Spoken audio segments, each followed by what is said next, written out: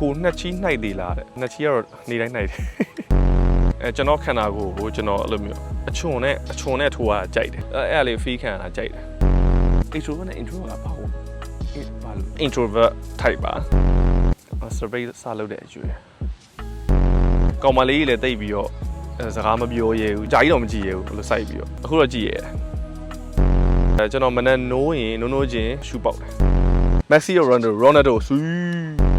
ကောင်မလေးရှိလားတဲ့မဖြစ်ဘူးဗျာရုပ်ရှင်ကြည့်တယ် game ဆော့တယ်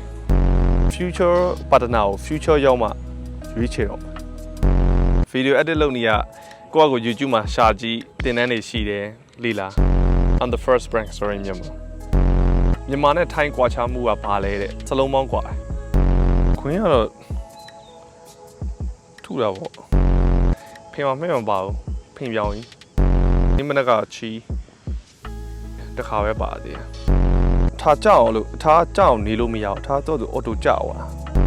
ကျွန်တော် social skill မကောင်းပါဘူးဘယ်သူပြောလဲကောင်းတယ်လို့ကျွန်တော်ခွေးစီမှာမှဲ့လည်းမပါပါဘူးမာနမကြည့်ဘူးဖြေပြီးရနော်